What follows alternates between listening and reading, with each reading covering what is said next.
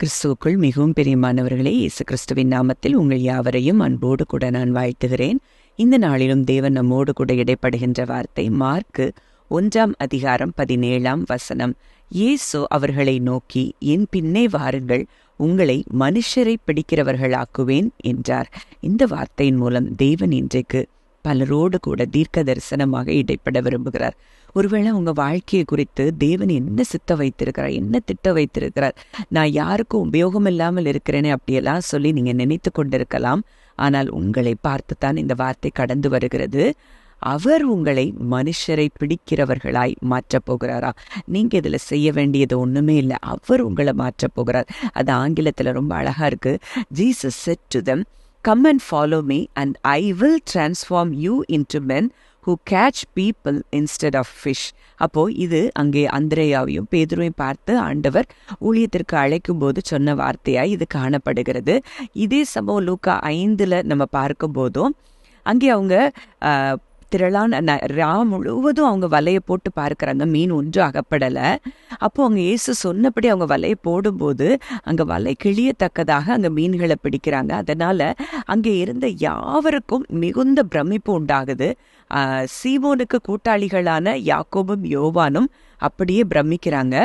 அப்பொழுது இயேசு சீமோனை நோக்கி, பயப்படாதே, இது முதல் நீ மனுஷரை பிடிக்கிறவனாயிருப்பாய். அவர்கள் படவுகளை கரையிலே கொண்டு போய் நிறுத்தி எல்லாவற்றையும் விட்டு அவருக்கு பின் சென்றார்கள். அவங்க சொன்ன மாத்திரத்துல அவருக்கு என்ன செய்றாங்க? எல்லாவற்றையும் விட்டு விட்டு பின் செல்கிறதை நம்ம பார்க்கிறோம். அதே போல யோவான் 15:16 பார்க்கிறோம், நீங்கள் என்னை தெரிந்து கொள்ளவில்லை, நான் உங்களை தெரிந்து கொண்டேன்.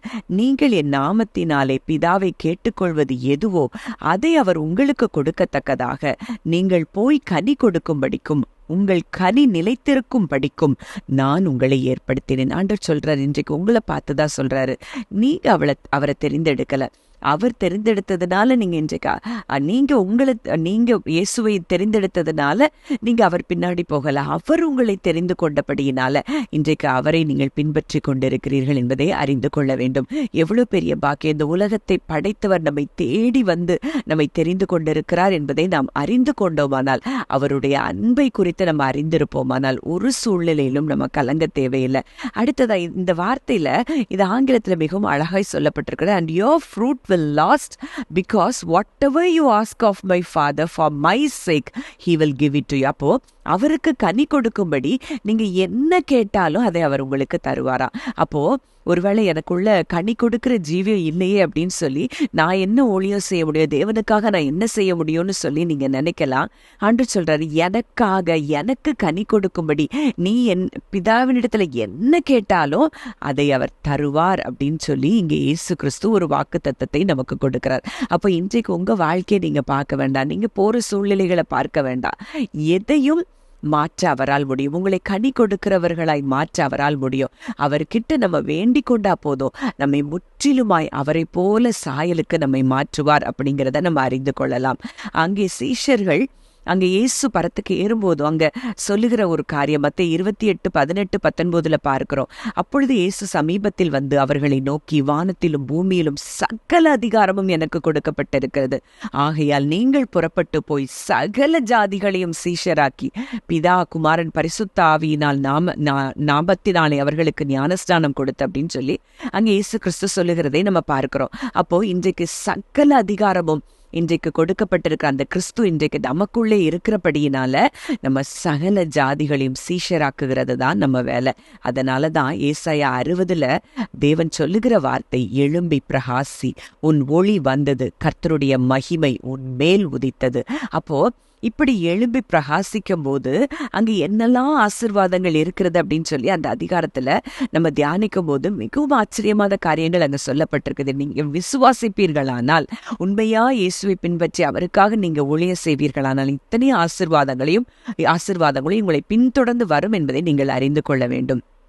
அப்போ அங்கே 3வது வசனத்துல பார்க்கிறோம், உன் இருதயம் அதிசயப்பட்டு பூரிக்கும், கடற்கரையின் திரளான கூட்டம் உன் வசமாக திரும்பும், ஜாதிகளின் பலத்த சேனை உன்னிடத்திற்கு வரும். அப்போ இன்றைக்கு கடற்கரை திரளான கூட்டம், ஒருவேளை எனக்கு என்ன ஊழியம் செய்ய முடியும், என்னால எத்தனை ஜனங்களை நான் ரட்சிக்க முடியும் அப்படின்னு சொல்லி நீங்க நினைக்கலாம். ஆனா ஆண்டவர் சொல்றாரு, கடற்கரையின் திரளான கூட்டம் உங்கள் வசமாக திரும்புமா. பேதுரு எப்ப தேவன் அழைத்தாரோ அங்க அவருக்கு பின்பாக சென்ற பிறகு, அங்க இயேசு கிறிஸ்து பரமேறின பிறகு அங்கே ஊழியம் தொடங்குகிறது.